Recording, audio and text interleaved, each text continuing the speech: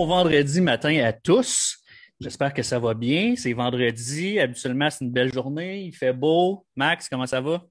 Je vais très bien, merci Jeff. Je regardais les statistiques de nos Québécois dans le spring training au baseball majeur, puis Abraham Taureau est tout simplement en feu. Je ne Ah sais pas ouais? si tu as le temps de regarder, mais on a une moyenne de 364 utilisés au premier but. Il a encore été inséré dans l'alignement hier pour les Astros au premier but. Fait que ça regarde bien pour lui. Je suis content. Je suis content de voir ça. Est-ce que c'est un régulier cette année, tu penses? Ben, à date, il a joué sur le squad régulier, il a joué sur le squad de backup. Fait que, tu sais, il est quand même inséré à différents moments dans l'alignement. Fait que je trouve ça intéressant de donner un petit update à nos auditeurs. Mais ouais, je pense qu'il va avoir une shot pour commencer l'année avec les Astros. À date, ça va bien, là. Il frappe bien la balle, il a frappé deux doubles, il a quelques points produits aussi. Fait que c'est très encourageant. Ouais, tant mieux. Puis en plus, comme tu as dit, il a joué au premier but, il est capable de jouer partout dans le diamond. Ouais. Puis je ne sais pas s'il est capable de jouer dans le champ extérieur, là, mais il joue partout dans l'avant-champ, donc c'est déjà très, très bon. Oui, exact. Il est assez bon athlète pour jouer un peu partout. Je dirais que peut-être à l'arrêt court, c'est poussé sa loque un peu, mais je te Ouais. dirais que troisième but, deuxième but, puis premier but à date, il prouve qu'il a sa place, donc c'est une bonne nouvelle. OK, tant mieux, tant mieux. Max, cette semaine, là, c'est le 24e show, donc la huitième semaine qu'on complète. Ça va vite, Ça hein? passe vite, ouais, c'est ça que j'allais dire. Ça passe vraiment vite. On a eu vraiment des invités de feu, puis il nous reste encore le mois de mars à terminer et le mois d'avril. On a quelques invités en tête. Là. On va essayer Ouais. de terminer la saison en force parce qu'on l'a fini à la fin du mois d'avril. Euh, Aujourd'hui, ne fait pas exception. Un autre sport-études, on va parler On a souvent tendance à parler de Montréal et Québec. Là, on va aller sur la rive nord de Montréal Ouais. avec Rémi Simard du sport-études 3L. Rémi Bertrand. J'ai dit Simard, hein? Ouais. Ouais. J'ai écrit Simard sur ma feuille en plus. Rémi Bertrand, puis lui, Rémi Bertrand, on parle de Québec, qui est un gros sport-études. Rémi gère plus de 200 athlètes, là. Fait que c'est plusieurs sports-études, c'est la couronne nord, c'est ce qu'on appelle en jargon baseball un powerhouse. OK, OK, j'ai bien hâte. J'ai Ouais. parlé quelques fois, mais j'ai hâte de voir ce qu'il va nous raconter sur, un, son histoire, puis deux, sur le programme, justement, qui est un powerhouse. Fait qu'on le fait venir tout de suite, puis on jase avec lui. Excellent. J'ai aussi écrit Simard sur Facebook. Tu vois, des fois, ma Bon. tête. Salut Rémi. Salut messieurs. Jean-François est en train de te rebaptiser Rémi Simard, là. Ça va pas bien. Ouais, ouais. Rémi Simard, hein? OK. Ouais. Ben oui, Ouais, ben ouais. oui, ben oui. Sur On t'a Facebook, sur mes feuilles, je l'ai dit, tu sais, tout comme ça. En tout cas, bon. Monsieur Quand je le Bertrand, sais. comment ça va? Ça va super bien, les gars. Ça va super bien. Excellent. Rémi, si tu nous parlais un petit peu de ton parcours d'entraîneur, là, qu'est-ce qui t'a amené à être à la tête des 3L là, en partant de, j'imagine, Midget 3A, la Chine, où ce que ça a commencé un peu plus au niveau provincial pour toi, là? Ouais, puis même, je te dirais, l'idée de devenir entraîneur, ça date d'encore plus longtemps que ça. Là. Tu sais, des fois, on fait des rencontres individuelles avec nos athlètes, on se fixe des objectifs à long terme. Je ne vais pas dire que c'était concret, mais dans mes années, j'ai fait du sport-études de hockey. Moi, je viens de Gatineau. Ouais. Puis dans mes années au sport-études de hockey, où j'avais Alain Sancartier, Serge Payan, Alain Sancartier, plus connu, là, Ouais. analyste au sénateur. Je suivais les entraînements et tout, puis j'avais le goût. J'avais le goût de faire ça dans la vie. Puis bon, mon chemin sportif m'a dirigé plus vers le baseball. Puis c'est à la fin de mon année 3A à Gatineau que Stéphane Lepage m'a invité à Édouard Montpetit en secondaire 5 à Gatineau. Il n'y avait pas de sport-études, pas de junior élite non plus. Fait qu'il fallait comme s'exiler, si on veut, pour continuer Mhm. le chemin vers l'élite.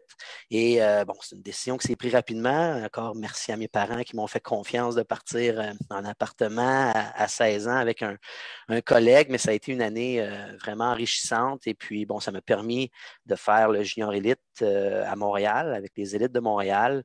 Et je dirais que c'est dans ces 6 ans-là, là, à titre de joueur, dans le junior élite, que ça m'a permis de rencontrer Jetro Supré, OK. qui est mon collègue depuis les tout débuts avec le sport-études. C'était notre entraîneur des lanceurs à ce moment-là dans l'élite. Puis lui, il avait des camps de baseball d'été, des camps de jour. Puis j'ai commencé à travailler avec lui à ce niveau-là. Puis après ça, au niveau de mon cheminement académique, j'ai fait mon bac en enseignement de l'éducation physique. Puis pendant le bac, bon, on fait de la suppléance comme enseignant et j'avais fait de la suppléance à l'école Georges Vanier à Laval. Et en allant là, puis là, on est dans le creux de la vague, les expos viennent de partir, ça fait quelques années. Et à Laval, c'est un sport-études bien reconnu. Les Régents, Midget 3 au hockey étaient là. Jean-Pascal est passé là. Bref, c'est une grosse structure. Puis j'étais là, hey, ça serait intéressant peut-être d'entrer un sport-études baseball. Puis glisse mon à Jetro à ce niveau-là, intéressé par le projet, on se rend compte. Et on présente un projet à Alex Agostino, dans le temps, qui est directeur technique à la Fédé. Et Alex trouve le projet super intéressant. Fait qu'on va de l'avant, on présente ça à l'école et tout. Et fait que là, le projet sport-études débute. Puis parallèlement à ça, moi, comme tu le disais, Max, moi j'ai coaché Midget 3 à la Chine. Ouais. Alex, à ce moment-là, m'a offert ce poste-là. J'avais coaché 2 ans après ma carrière de joueur avec les élites de Montréal, mais l'année Midget 3 à la Chine, ça a été une année qui m'a amené à faire mon niveau 3 comme entraîneur. J'enseignais au primaire à ce moment-là aussi. J'enseignais 2 ans. Début du programme sport-études. Fait que dans le coin des années 2006-2007, là, tout est parti en flèche, si on veut.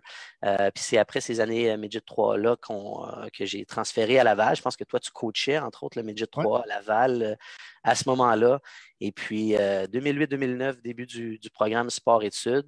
C'est ça, 13 ans plus tard, on est rendu avec 6 écoles, Laval, Laurentides, Lanaudière. Puis pour mon cheminement de coach, je dirais qu'après mes années 3A à la Chine, j'ai comme laissé tomber un peu le coaching élite d'été pour me concentrer sur le soutien aux entraîneurs, baseball mineur, entre autres à Laval, où j'ai été démarrer un genre de projet de soutien des coachs à tombe A, B, moustique A, B.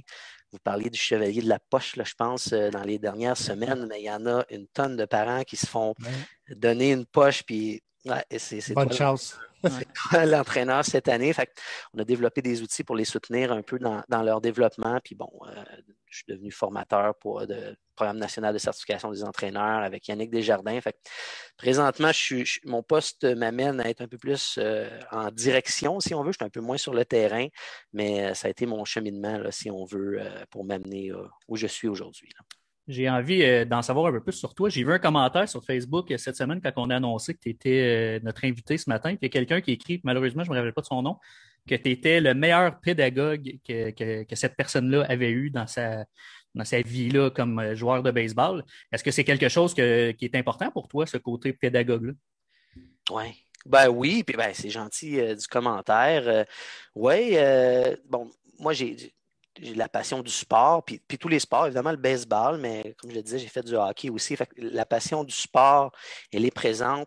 La passion d'enseigner aussi, de transmettre des connaissances, puis de voir une progression. Fait que oui, j'ai cette passion-là, c'est important. Puis de sentir, on travaille beaucoup avec des jeunes, mais j'aime aussi transmettre aux adultes.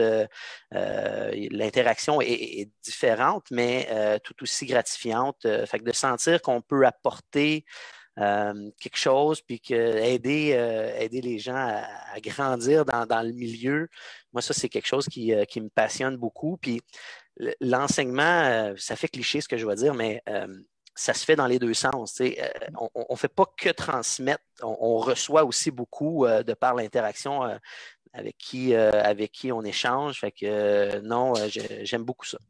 Oui, c'est un partage, hein, puis quand tu le fais, là, tu le fais plus au niveau des entraîneurs, mais moi aussi, là, quand j'en fais des formations avec les entraîneurs, je trouve toujours ça pertinent de voir le input du terrain, des fois, dans un moustique, un pee-wee.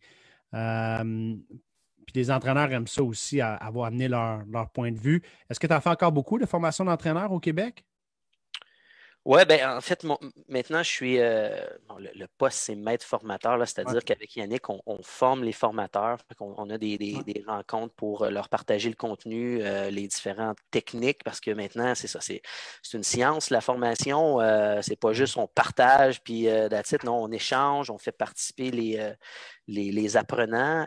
Donc, je suis plus au niveau de la formation des formateurs, mais j'en donne encore. D'ailleurs, là, je pense que ça va être annoncé bientôt là, pour les gens qui écoutent là, les cours PNCE qui vont se donner en ligne. Ça, c'est agréable. Fait que oui, j'en donne quelques-uns.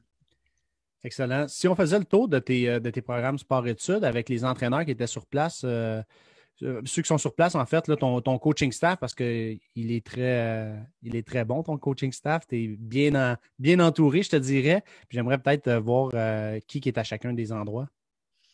Oui, on a une équipe formidable.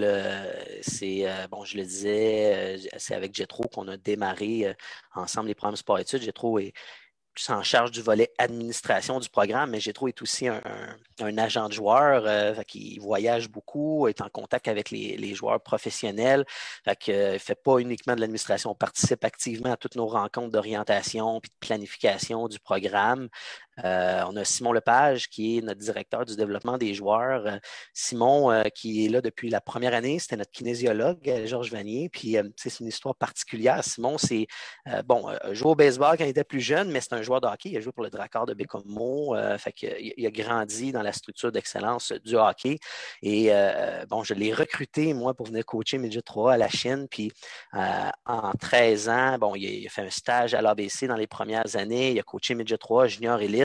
Et il a progressé très rapidement, puis c'est probablement devenu un des meilleurs entraîneurs en développement des athlètes. Donc, Simon est en charge de la planification annuelle, va discuter avec nos spécialistes, avec nos formateurs-chefs pour identifier à quel moment on veut que nos athlètes atteignent leur pic, comme on dit, leur objectif, puis qu'est-ce qu'on veut placer à quel endroit. C'est lui qui s'occupe de cette partie-là, si on veut, du développement de nos joueurs. On a Renaud Catelier. Renaud, qui est notre formateur-chef à Laval, qui est aussi le directeur de la compétition. C'est lui qui va accompagner nos athlètes vers les prochains niveaux. Va avoir entre autres des discussions avec toi, Max, au niveau de la sélection des joueurs de l'ABC, ou du moins partager un peu les commentaires puis comment ça se dirige. Renaud est en charge, avec le réseau 3A, parce qu'on est aussi responsable des équipes 3A avec le 3L de la Rive-Nord. En charge de notre équipe de division 1. Cette année, puis l'année passée, là, c'est des équipes égales. C'est différent avec la pandémie, mais c'est lui en charge de notre structure du 3L en division 1. Il a joué pour l'équipe nationale, Seminole College, est entraîneur junior élite. Renaud fait partie de notre équipe. On a Jean-Luc Blaquière, connu quand même dans le milieu québécois. Jean-Luc a joué dans l'organisation des Mets de New York pendant plusieurs années pour les capitales de Québec. C'est notre formateur-chef à Félix Leclerc. C'est aussi notre coordonnateur des frappeurs, c'est-à-dire c'est lui qui est en charge de la progression, de la philosophie, de ce qu'on veut mettre en place auprès de nos frappeurs, de toute notre structure sport-études. Jean-Luc travaille activement avec notre groupe. Et si je complète un peu je vais appeler ça le board de direction, là, mais Sébastien Latour, qui est notre formateur-chef dans les Laurentides, donc l'école Saint-Gabriel, la polyvalente Saint-Jérôme. Sébastien a joué au niveau élite au Québec, entraîneur aussi chef dans notre structure du 3A de la Rive-Nord 3A.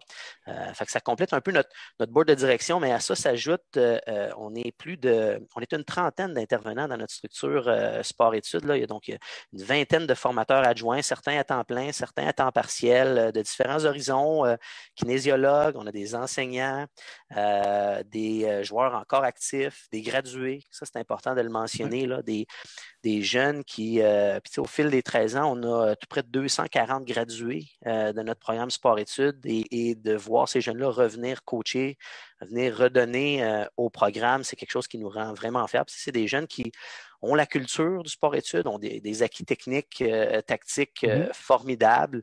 Puis ça vient ils ont un lien qui est peut-être différent aussi avec les jeunes, un peu plus jeunes, encore actifs.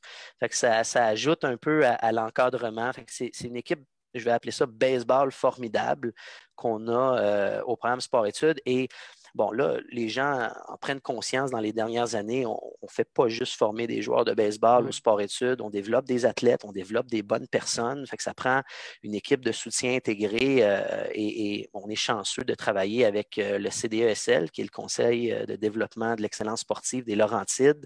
L'excellent sport Laval, je l'ai bien dit, CDESL. Ouais, c'est beau. Je l'ai travaillé. Vous l'avez écrit quelque part, c'est sûr. Ça fait quelques temps là, qu'on essaie de le nommer, mais comme il faut. Mais le CDESL, l'Excellence Sport Laval, c'est des gens qui fournissent les kinésiologues, des nutritionnistes, des experts en biomécanique, en technique de course. Donc, ces gens-là, on se rencontre avec Simon, puis on planifie, puis ils viennent nous soutenir au niveau de l'entraînement physique, psychologique. On a aussi Lan Anfan, ça fait 2 ans qu'on fait affaire avec une préparatrice mentale qui nous accompagne dans notre planif, mais tout au long de l'année aussi, elle a des rencontres périodiques avec nos athlètes, autant individuelles que collectives, et elle nous accompagne dans nos camps en Floride aussi. Donc, le soutien psychologique, c'est hyper important dans le développement d'un jeune. Puis, on a tendance à penser que c'est quand ça va mal, mais ce n'est pas le cas. C'est prouvé qu'il faut faire ça régulièrement, du travail mental, et pas attendre que ça va mal. Fait que, bref, une équipe de soutien intégrée assez complète là, pour le développement de nos joueurs. S'il y a des gens qui ne connaissent pas le programme, comment est-ce que... en fait, j'ai comme 2 questions. Là. Quelqu'un qui en pose une aussi sur Facebook, puis je veux t'amener là aussi après, mais comment est-ce que le sport-études du 3L se démarque des autres sports-études? Parce qu'il y en a tellement aujourd'hui comparativement à il y a 10, 12, 15 ans. Comment est-ce que vous vous démarquez des autres? Ben, c'est une bonne question. C'est tout le monde, tous les programmes sport-études, je pense, sont qualifiés. Ouais. Il y a des experts partout, partout dans la province. Puis ce qui est bien, comparativement peut-être dans le temps où j'étais, c'est qu'il y a des programmes sport-études près de la maison. Donc, on n'a pas besoin de s'exiler. Moi, je me rappelle quand j'allais à Édouard-Montpetit, je restais à Saint-Hubert, je faisais 1h15 le matin pour me rendre, 1h15 pour revenir. Donc, il y a de la qualité un peu partout. Comment on se démarque? Ben, je pense que l'équipe qu'on a, c'est une équipe qui est professionnelle, et je dirais qu'on réussit à toucher à toutes les sphères du développement des athlètes. Nous, notre mission, elle est claire, c'est de fournir une structure pour leur permettre de se développer tout au long de l'année. Puis je l'ai dit, oui, on forme des joueurs de baseball, on forme des meilleurs joueurs, des meilleurs athlètes, mais surtout des meilleures personnes. Au secondaire, on ne forme pas des joueurs professionnels. On développe l'éthique de travail, puis on motive nos jeunes à graduer. Ça, c'est le secret. Puis on veut les accompagner vers le prochain niveau scolaire. Donc, j'irai avec la qualité de nos intervenants, la qualité de nos installations aussi. Depuis 3 ans, là, quand on pense au centre sportif du Parc équestre à Blainville, qui est peut-être rendu il y a 13 ans, quand on a commencé, on s'entraînait dans des gymnases à l'école Georges Vanier. Je dis, on s'est déjà entraîné à la cafétéria. Maintenant, on s'entraîne dans un centre sportif avec 4 cages de frappeurs, un endroit pour s'entraîner. Les plateaux sportifs aussi, ça a un impact sur la qualité du développement. Puis on le voit. Je pense que notre taux de placement vers les niveaux supérieurs est quand même élevé. Puis on est fiers. Le succès, par contre, ça, je le répète, toujours, ça appartient à l'athlète. On a une structure, on a des gens en place pour les aider, mais au bout de la ligne, c'est eux qui font les sacrifices, c'est eux qui travaillent, qui se lèvent le matin, et c'est eux qui, ça c'est peut-être le gros défi de nos athlètes, les adolescents, c'est de trouver un équilibre entre l'entraînement, la réussite académique et l'aspect social. Parce que, et ça, c'est sous-estimé. Quand on met trop d'énergie dans un des 3, ben, généralement, les 3, ça fonctionne moins bien. Mais les 3 sont aussi importants parce que si on laisse tomber l'aspect social, un moment donné, vient à long terme où on est essoufflé, on a moins envie de travailler. Fait que c'est les jeunes qui doivent trouver cet équilibre-là, puis c'est eux qui méritent le succès qui leur arrive. Je t'amène vers la question sur Facebook, parce que tu es sur la Rive-Nord, principalement, là, où tu as la Nodière aussi. Ouais. Donc, la question sur Facebook, c'est est-ce que c'est une possibilité d'étendre encore plus vers le Nord, éventuellement, un mini-programme sport-études, par exemple, à Sainte-Agathe ou au Mont-Tremblant? Est-ce que ça pourrait être une possibilité? C'est des possibilités. Le Nord...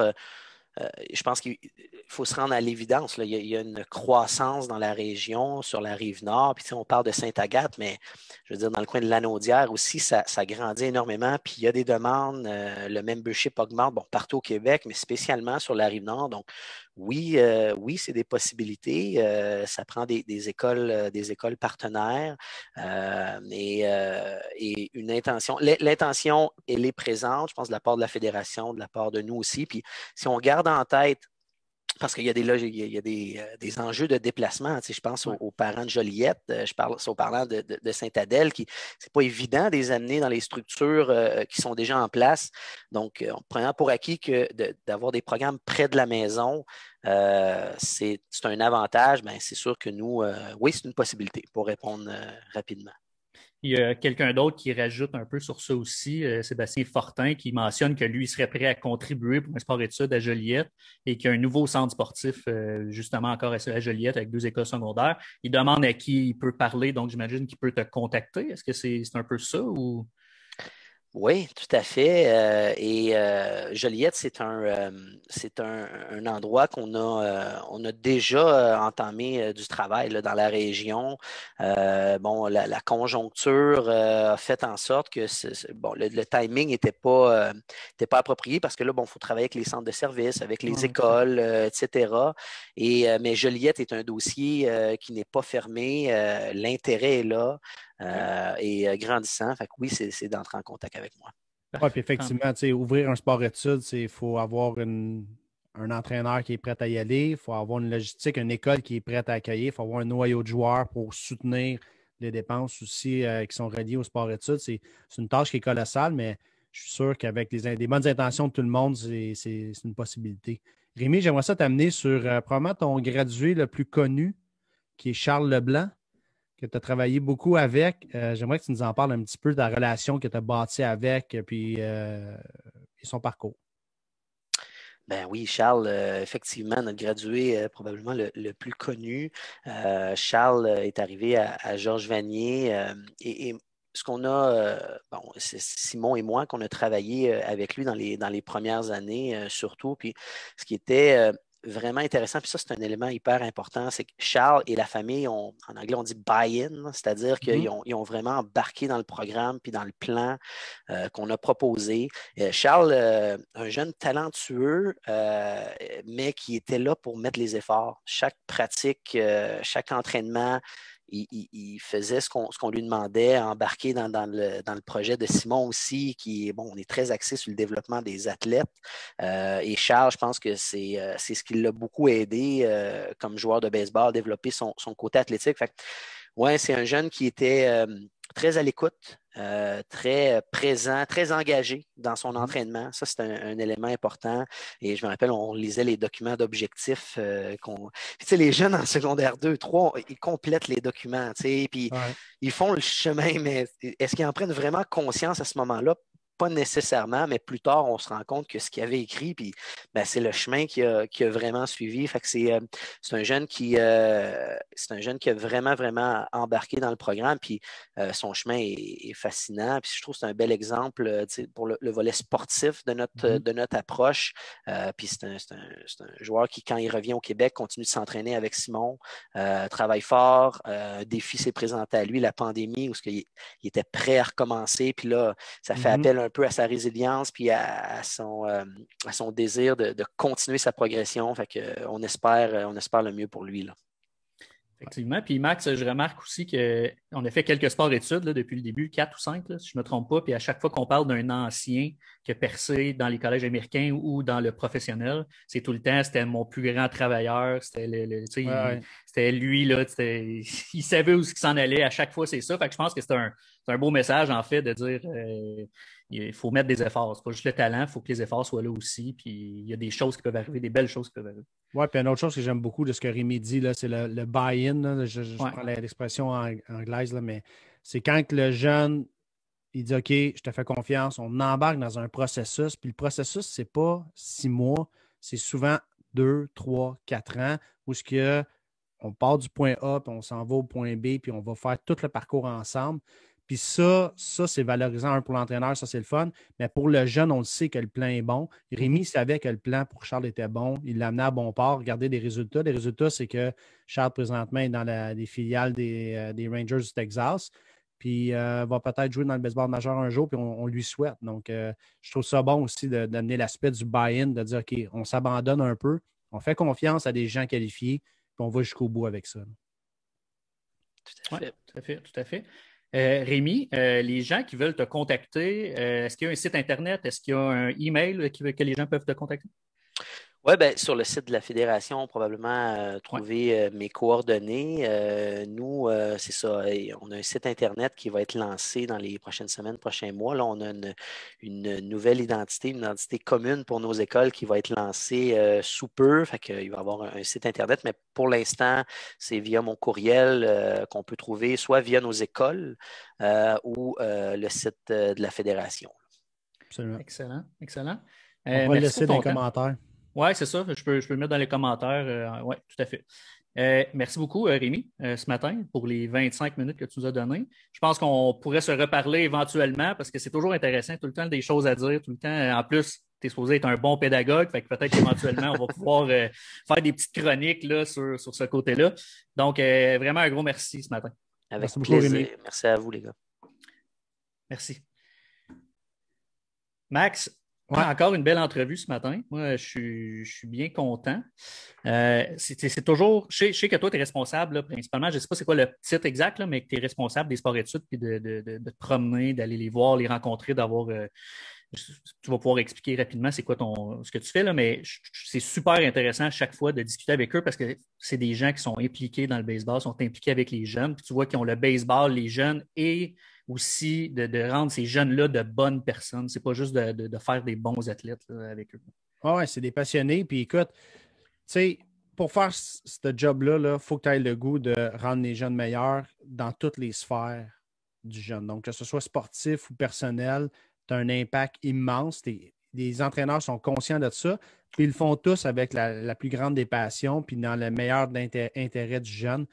On a rencontré Jean-Philippe Roy, on a rencontré Stéphane Lepage, Rémi Bertrand, mais tu sais, ils se ressemblent tous au niveau de leur passion puis de ce qu'ils veulent amener à chacun des jeunes. Puis on va continuer à interviewer d'autres directeurs ou entraîneurs de programmes sport-études. Tu vas voir, c'est toujours la même flamme qu'ils animent. C'est le fun de travailler avec eux. Tu sais, c'est sûr que moi, au niveau de ma job, c'est de faire plus de recrutement auprès de leurs joueurs et de savoir où ils en sont avec chacun de leurs joueurs. Mais ils ont tous l'objectif de les rendre meilleurs, que ce soit peu importe la sphère que ce soit sociale ou sportive. Oui, tout à fait.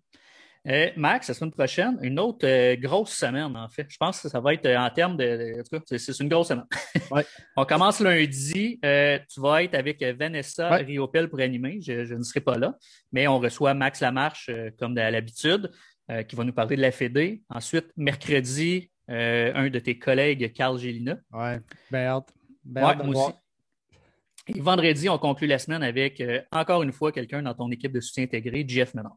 Oui, absolument. Une sommité, puis que là, il prépare des athlètes pour les Jeux olympiques et dans tout le. C'est un préparateur mental. Et dans tout ce que la COVID nous amène, mais ça y fait pas mal de job, puis il faut qu'il récupère certaines choses. Fait que j'ai hâte d'y parler puis savoir comment que lui se sent et comment que ses athlètes se sentent puis qu'est-ce qu'il fait avec eux. Ça va être intéressant. Yes. Max, je remercie Rawlings encore une fois. Ouais. Et je veux juste rappeler aux gens, YouTube, Balado Québec, et pas peur d'y aller, toutes nos entrevues sont là. Puis encore une fois, il y a plein de vidéos, il y a plein de choses à voir aussi. Donc, sur YouTube, la page de Baseball Québec. Max, on se revoit la semaine prochaine. Merci encore pour la belle semaine. Puis la semaine prochaine, on entame notre 9e semaine. Wow, fantastique. Bonne fin de semaine tout le monde. Yes, bonne fin de semaine. Merci. Bye.